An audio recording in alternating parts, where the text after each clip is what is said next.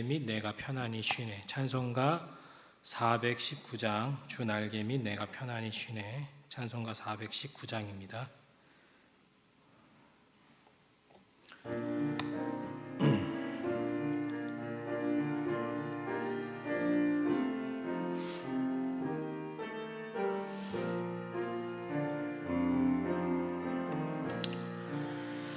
주 날개 및 내가 편안히 쉬네.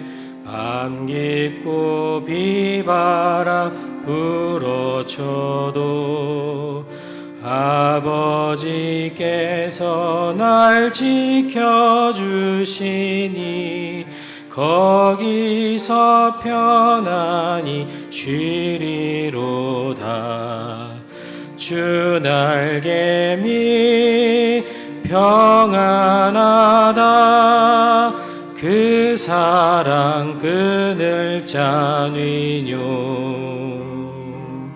주 날개 밑 내 쉬는 영혼 영원히 거기서 살리. 주 날개 밑 나의 피난처 되니 거기서 쉬기를 원하노라. 세상이 나를 위롭지 못하나 거기서 평화를 누리리라. 주 날개 밑 평안하다. 그 사랑 끈을 짜뉘뇨. 주 날개 밑 내 쉬는 영혼 영원히 거기서 살리. 주 날개 밑 참된 기쁨이 있네. 고달픈 세상길 가는 동안 나 거기 숨어 돌보심을 받고 영원한 안식을 얻으리라. 주 날개 밑 평안하다. 그 사랑 끈을 짜뉘뇨. 주 날개 밑 내 쉬는 영혼 영원히 거기서 살리. 아멘. 계속해서 찬송가 183장입니다. 빈들의 마른 풀같이. 찬송가 183장 빈들의 마른 풀같이. 찬송가 183장입니다.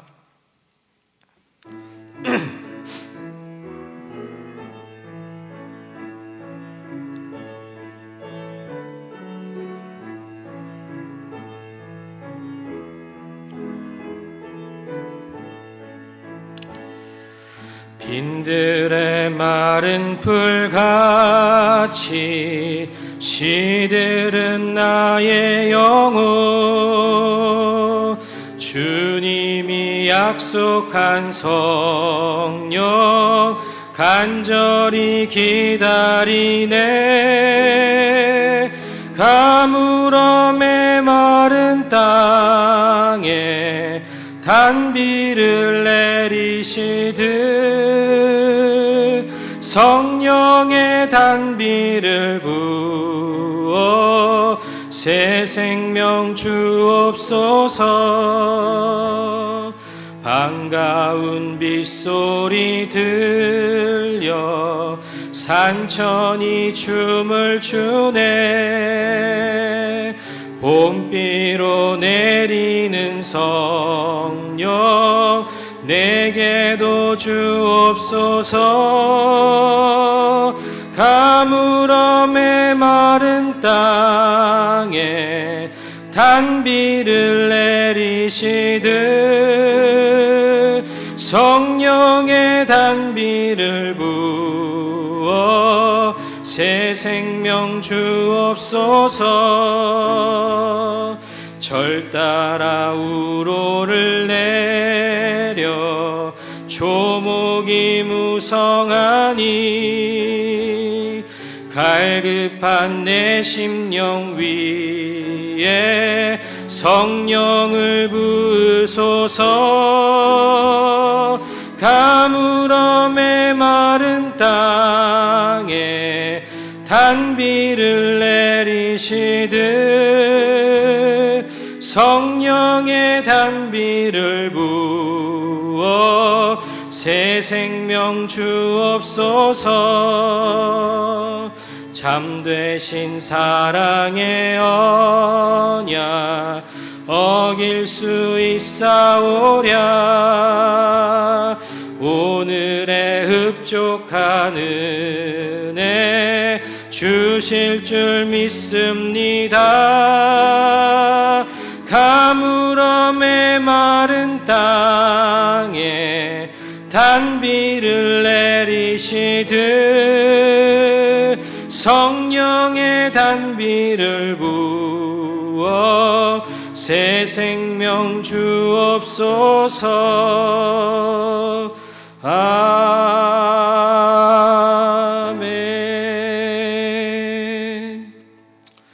사랑과 은혜가 충만하시고 거룩하신 하나님 아버지, 오늘도 주님 앞에 감사와 찬송과 영광을 올려드립니다.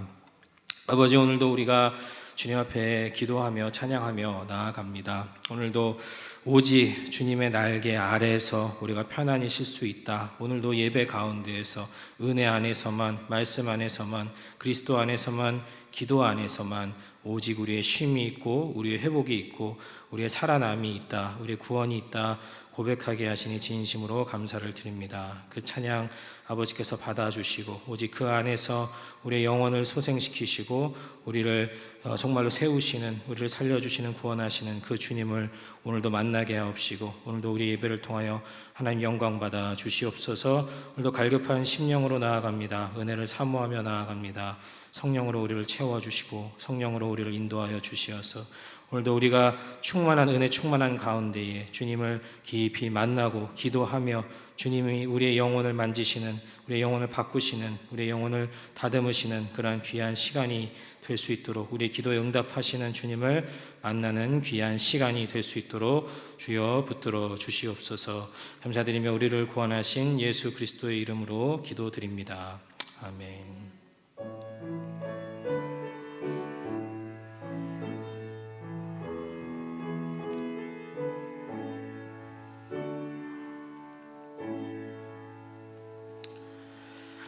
하나님께서 우리에게 주시는 말씀은 느헤미야 11장 1절에서 14절의 말씀입니다. 느헤미야 11장 1절에서 14절의 말씀입니다. 느헤미야 11장 1절에서 14절의 말씀입니다. 느헤미야 11장 1절에서 14절 한 절씩 교독하고 14절 마지막 절은 합독하도록 하겠습니다. 백성의 지도자들은 예루살렘에 거주하였고 그 남은 백성은 제비 뽑아 10분의 1은 거룩한 성 예루살렘에서 거주하게 하고 그 10분의 9는 다른 성읍에 거주하게 하였으며 예루살렘에 거주하기를 자원하는 모든 자를 위하여 백성들이 복을 빌었느니라. 이스라엘과 제사장들과 레위 사람들과 느디님 사람들과 솔로몬의 신하들의 자손은 유다 여러 성읍에서 각각 자기 성읍 자기 기업에 거주하였느니라. 예루살렘에 거주한 그 지방의 지도자들은 이러하니 예루살렘에 거주한 자는 유다 자손과 베냐민 자손 몇 명이라. 유다 자손 중에는 베레스 자손 아다야이니 그는 우시아의 아들이요 스가랴의 손자요 아마랴의 증손이요 스파디아의 현손이요 마알랄렐의 오대손이며 또 마아세야니 그는 바룩의 아들이요 골호세의 손자요 하사야의 증손이요 아다야의 현손이요 요야립의 오대손이요 스가랴의 육대손이요 실로 사람의 칠대손이라. 예루살렘에 거주한 베레스 자손은 모두 468명이니 다 용사였느니라. 베냐민 자손은 살루이니 그는 무슬람의 아들이요 요엣의 손자요 부다야의 증손이요 골라야의 현손이요 마아세야의 5대 손이요 이디엘의 6대 손이요 여사야의 7대 손이며 그 다음은 갑배와 살레 등이니 모두 928명이라. 시그리의 아들 요엘이 그들의 감독이 되었고 학스누아의 아들 유다는 버금이 되어 성읍을 다스렸느니라. 제사장 중에는 요아립의 아들 여디야와 야기니 또 하나님의 전을 맡은 자 스라야이니 그는 힐기야의 아들이요 무슬람의 손자요 사독의 증손이요 무라요의 현손이요 아하둡의 5대 손이며 또 전에서 일하는 그들의 형제니 모두 822명이요 또 아다야이니 그는 여로함의 아들이요 블리아의 손자요 암시의 증손이요 스가랴의 현손이요 바스올의 5대 손이요 말기야의 6대 손이며 또 그 형제 족장된 자인이 모두 242명이요 또 아마세인이 그는 아사렐의 아들이요 아으세의 손자요 무실레못의 증손이요 임멜의 현손이며 같이 읽겠습니다. 또 그들의 형제의 큰 용사들이니 모두 128명이라. 하그 돌림의 아들 삽디엘이 그들의 감독이 되었느니라. 아멘. 이 말씀은 살아계신 하나님의 말씀입니다. 아멘. 오늘도 이렇게 새벽 예배 나오신 여러분들에게 하나님께서 예배에 크게 사용하시고 또 하나님의 나라와 교회와 성전을 세워가시는 일에 크게 쓰임 받게 하시는 그러한 축복이 임하시기를 주님의 이름으로 축복합니다. 아멘. 오늘 정말로 이 성경을 묵상하면서 진짜 큰 복이 무엇인가를 한번 생각해 보게 되었습니다. 그러니까 지금 이제 이 느헤미야 오늘 11, 12, 13장이 통독인데요. 그럼 느헤미야가 끝납니다. 느헤미야가 이제 성벽과 성전을 건축을 마쳤습니다. 그리고 이제 오늘부터 나오는 이 11장의 이야기는 이 성전을 짓기를 마쳤고 성벽을 재건을 했는데 그 성읍에 그 성전을 지키고 그 성 안에 사는 사람들이 너무 적었다는 거예요. 그 이유는 당시 이제 거기는 나라가 없는 땅이고요, 황폐한 땅이었어요. 거기에다가 다 무너졌던 거 이제 새로 건물을 세웠습니다. 그 주변은 완전히 황무지였어요, 황무지. 그런데다가 거기에서 이제 새로운 희망의 조짐, 다시 뭔가 그 유대 민족이 돌아와서 나라를 세우려 하는 그러한 조짐이 보이니까 수많은 옆에 있는 이방 세력들이 도비아, 산발라뿐만 아니라 수많은 세력들이 계속해서 견제를 하고 쳐들어오고 위험한 일들이 일어났던 것이 이 느헤미야가 성전과 성벽을 쌓는 일이었습니다. 그러니까 치안이 불안해요. 거기다가 우리가 읽어보면 알겠지만 7장 4절에 보면 거기는 성전하고 성벽은 건설을 했어요. 제일 중요한 건 건설을 했지만 가옥이 부족했다 이렇게 나와요. 7장 4절을 보시면 제가 읽어볼게요. 7장 4절에 그 성읍은 광대했어요. 컸는데 그 주민이 적었고 가옥은 미처 건축하지 못하였더라. 집이 없어, 살 집들도 제대로 잘 지어져 있지 않은, 거기에 사람이 적으면 어때요? 시장이 있기를 해요. 교통편이 편하기를 해요. 그냥 거기에 벌판에 하나님이 느헤미야와 또 그 하나님의 영으로, 성령으로 그들의 마음을 움직인 사람들을 보내셔서 그래서 성전을 건축한 그러한 이제 상황이 된 거죠. 그러한 상황 가운데 있을 때에, 그러한 상황 가운데에서 하나님이 그 허와 벌판 가운데에서 그럼에도 불구하고 하나님의 전을 세우시고 예배 자리를 회복하셨다는 것. 그때 구제를 했다는 것도 아니고요, 봉사를 했던 것도 아니고요. 제일 먼저 하나님께서 무너진 이스라엘을 향해서 가장 먼저 하신 일은 예배를 세우셨다는 거예요. 예배, 성전을 세우고 그곳에서 드려지는 예배를 다시 온전하게 하고 그다음에 말씀 사역을 온전히 회복시키신 것. 그것이 하나님이 보실 때는 하나님의 나라, 영원한 나라.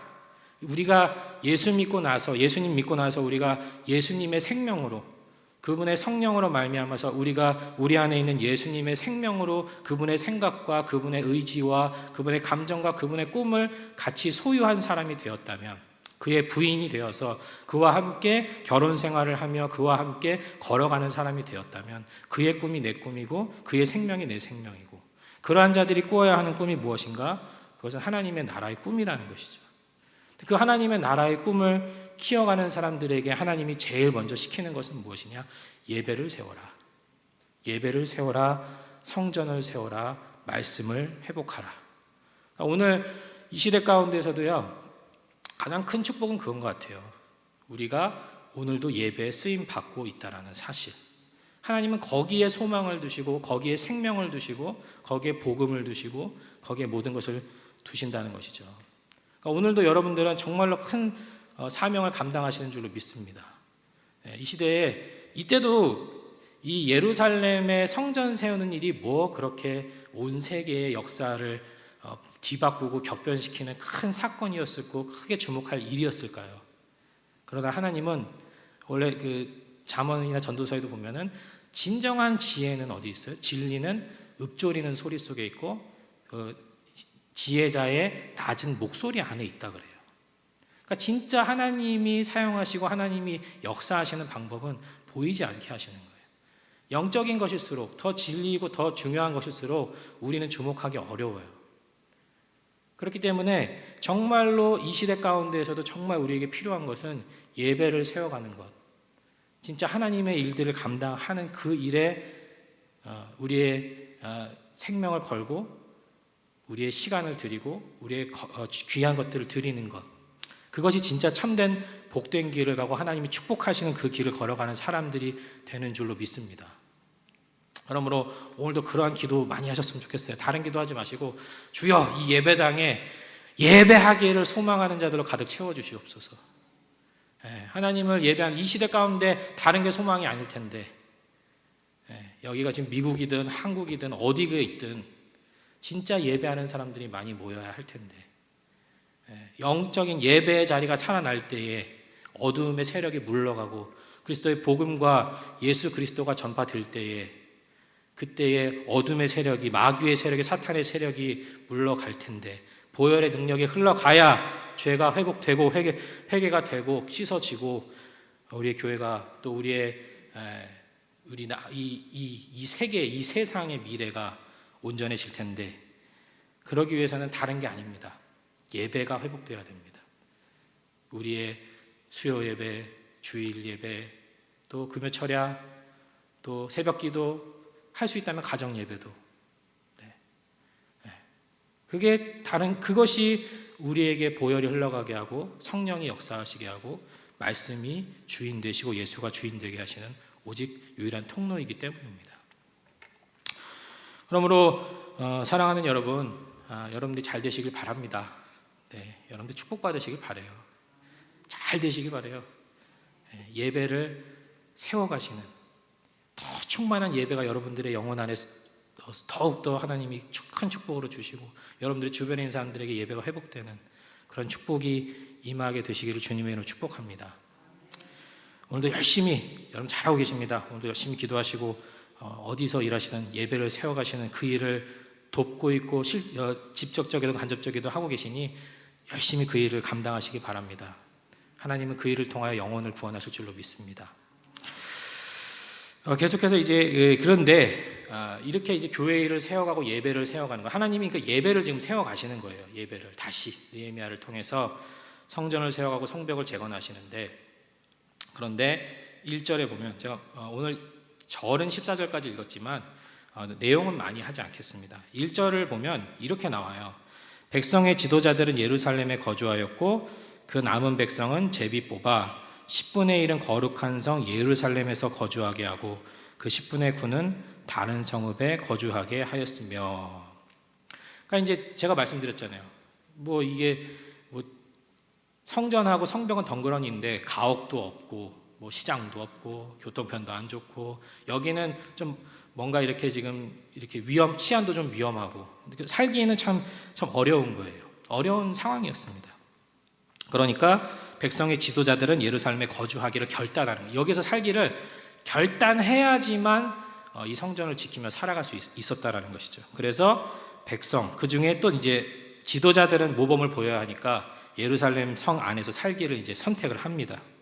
근데 그 당시에 이제 그 기록을 보면 이때 남아서 산 사람들이 한 3천 명 정도, 남자 숫자로 한 약 3천 명. 이거 여기서 이제 우리가 11장, 12장 읽어보면 이름이 쫙 나오고 몇 명이더라, 몇 명이더라 하는데 거기 보면은 뭐 몇천 명이더라 이런 말 없어요. 몇백, 몇십 명이더라. 그리고 이때는 북이스라엘은 망했습니다. 남유다만 살아남았어요. 지파가 몇 개 남았을까요? 유다랑 베냐민 지파만 남았어요. 물론 제사장들이 있으니까 레위 지파도 남았겠죠. 그리고 뭐 몇몇 소수 지파들의 12지파 중에 사람들이 조금씩은 남았을 거예요. 전혀 완전히 망하진 않았을 겁니다. 그러나 10지파는 거의 망했어요.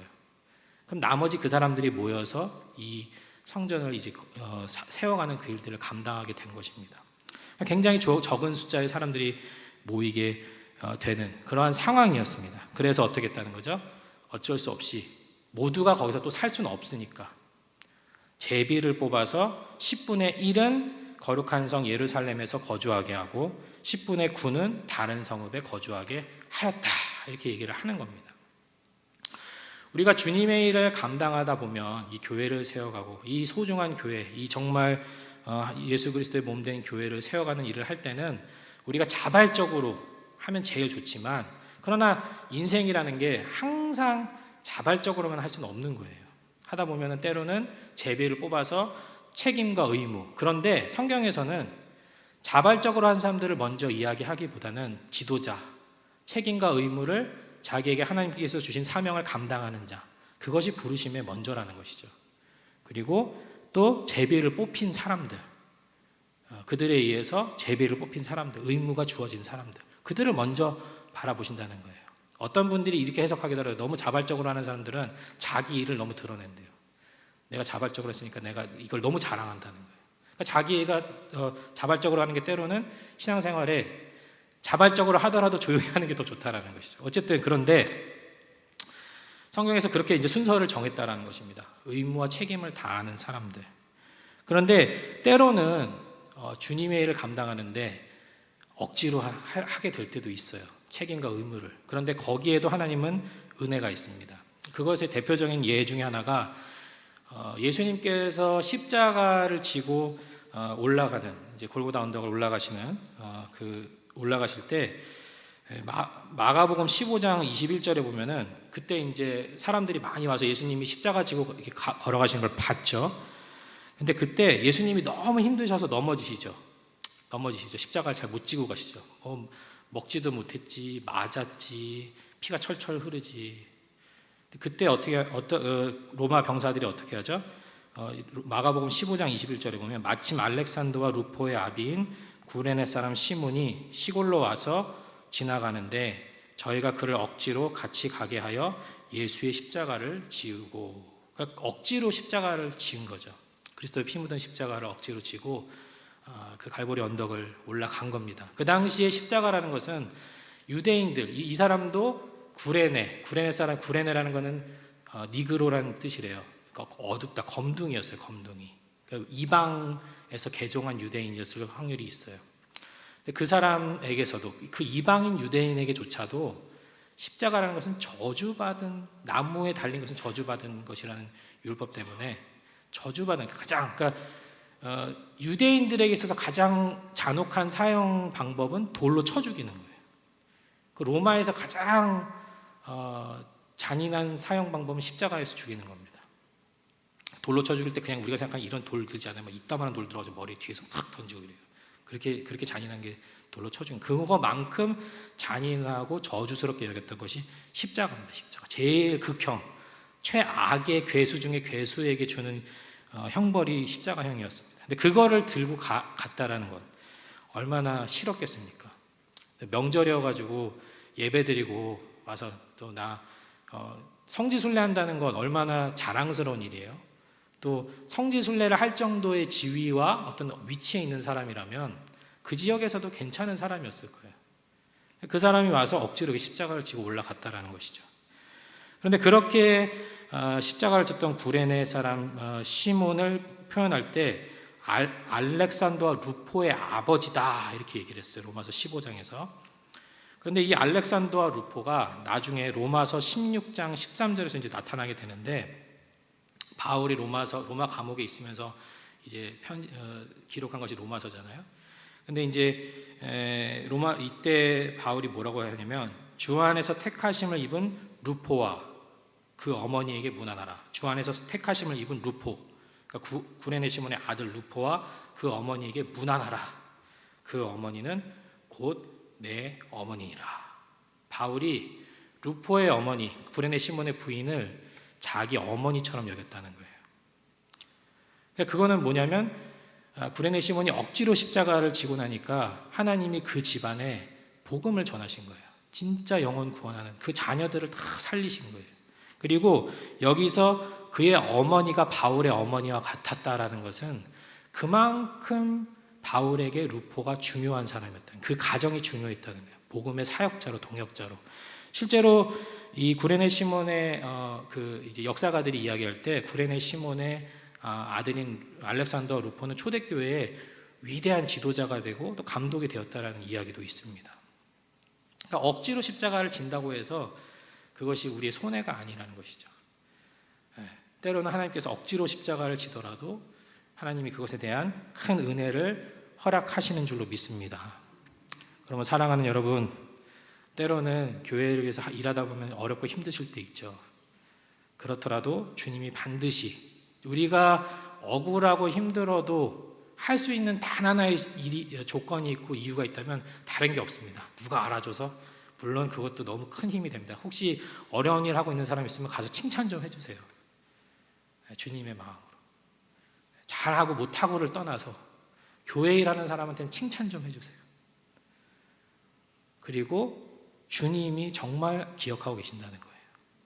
정말로 주님이 기억하십니다.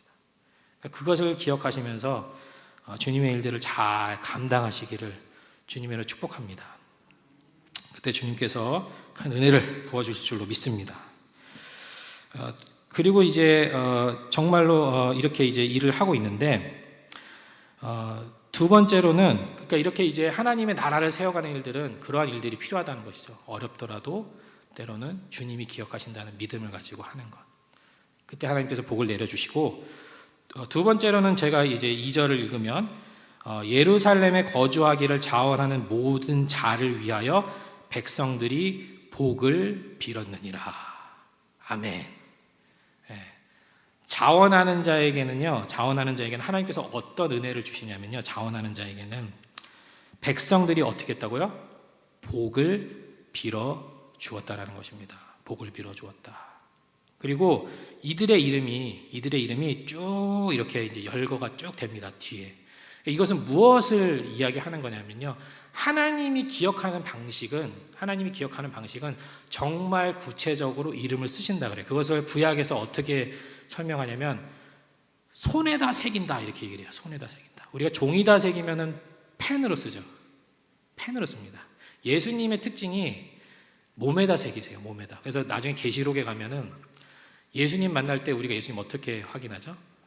도마가 어떻게 확인하죠? 손과 옆구리 창자국을, 못자국을 만져봐요.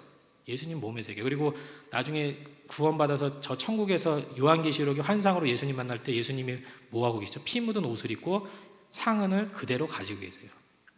하나님과 예수님의 기억의 방법은요, 종이로 펜으로 쓰시는 법칙이 아니에요. 몸에 새기는 법칙이에요.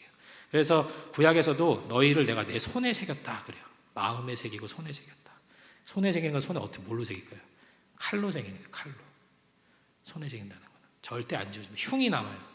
절대 안 지워. 평생 안 지워집니다. 영원히 안 지워집니다. 여러분들이 정말로 교회를 사랑하고 정말로 교회 예배를 세워가고 이 땅에 영적인 권세를 잡는 그 일을 감당하는 사람들이 된다면 하나님께서는 여러분들을 손에 새기시는 줄로 믿습니다. 그러므로 그러한 일들을 오늘 그 이름을 다 하나하나 불러가시면서 그들이 귀하다고 선포하시는 그 주님을 믿으시면서 주님의 일들을 잘 감당하시는, 그래서 잘 되시고 축복 받으시는 그러한 여러분들이 되시길 주님의 이름으로 축복합니다. 기도하겠습니다. 사랑의 아버지 하나님, 감사합니다. 오늘도 우리에게 귀한 예배 자리 허락해 주시고 특별히 예배가 소중하다, 이것에 내가 희망을 걸고 있고 소망을 걸고 있고 나의 모든 축복과 은혜와 사랑을 흘려주기를 원한다라고 말씀해 주시니 감사합니다.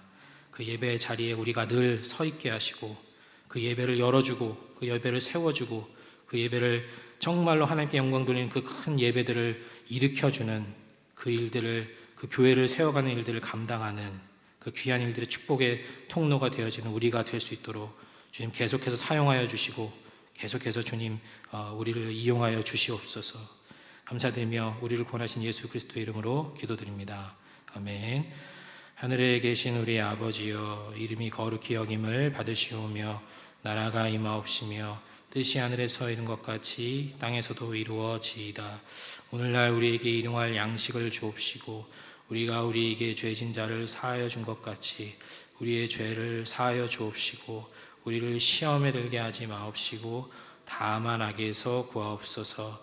대개의 나라와 권세와 영광이 아버지께 영원히 있사옵나이다.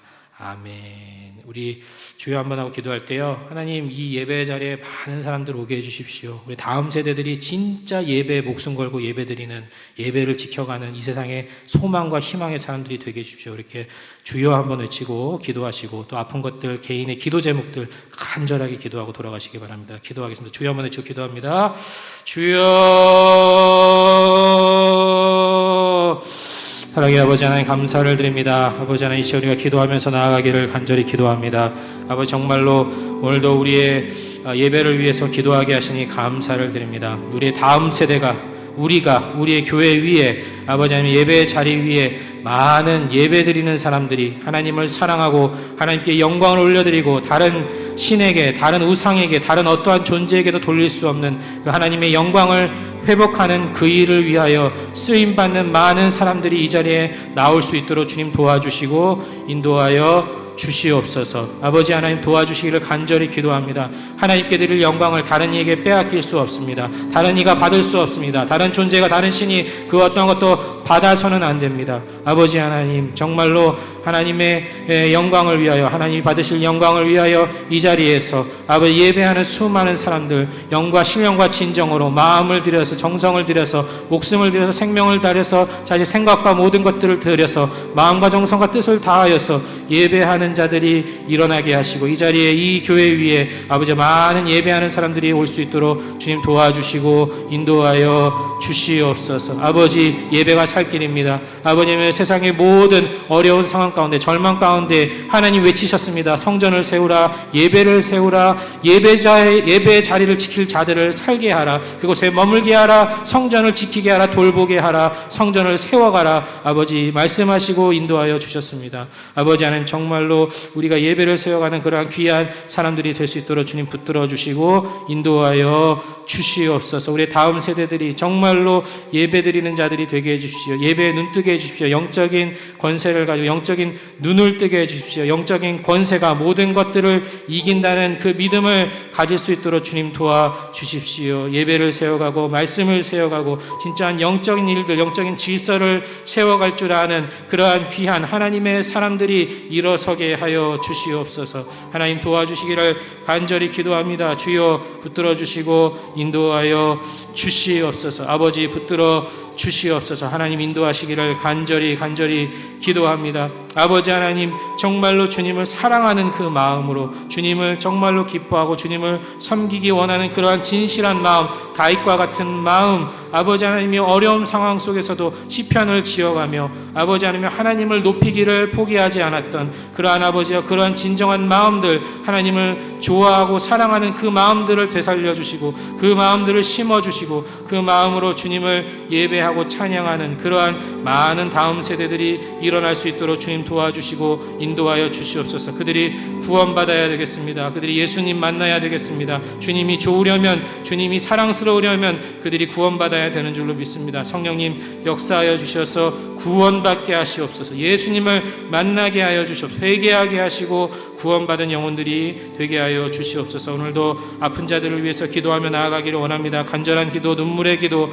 아버지 정말로 기도하며 나아가고 있습니다. 주여 그들을 불쌍히 여겨주시고 아버지 하나님 치유하여 주시고 회복시켜 주시옵소서. 우리가 할 수 있는 것은 오직 기도와 사랑의 응원과 하나님이 역사하시기를 간절히 기도하는 기도밖에 없습니다. 주여 아버지 하나님 주님 정말로 그들 아버지 하나님 치유되게 하시고 회복되게 하시고 건강을 지켜주시고 아버지 보호하시고 인도하여 주시옵소서. 주여 오늘도 말씀을 붙듭니다. 치료의 광선으로 피 묻은 보혈의 손으로 아버지 성령의 능력으로 아버지가 사용하시는 모든 지혜와 모든 하나님의 방법으로 동원하여서 치유해 주시고 회복되게 하여 주시옵소서. 우리의 자녀들을 위해서 또 우리의 소원들을 위해서 기도할 때에 주님 붙들어 주시고 인도하여 주시옵소서. 아버지 붙들어 주시기를 간절히 기도합니다. 주여 인도하여 주시옵소서. 지도하시고 인도하시고 그 곁에 서 계시고 한 걸음 한 걸음 걸어주시고 아버지 하나님이여 칼로 새기셔서 아버지여 기억하시는 그 하나님의 사랑과 은혜가 아버지 하나님이여 정말로 함께 가도록 주님 붙들어 주시고 인도하여 주시옵소서. 주님 도우시기를 간절히 기도합니다. 아버지 이 교회를 통하여서 열방의 복음 전파되게 하시고 아버지 노방의 전도되게 하시고 영혼 구원되게 하시고 선교사님들을 통하여서 구원되는 그러한 귀한 일들이 일어나게 도와주시옵소서. 아버지 하나님이여 복음의 통로로 사용되게 하여 주시옵소서. 주님 도와주시기를 간절히 기도합니다. 주여 주여 영광 받으시옵소서. 오늘도 우리의 모든 삶의 기도의 제목과 모든 걸음걸음에 주여 성령으로 인치시고 도우시고 인도하여 주시옵소서. 주님 도우시기를 간절히 기도합니다. 감사합니다. 주님께 영광을 올려드립니다. 주여.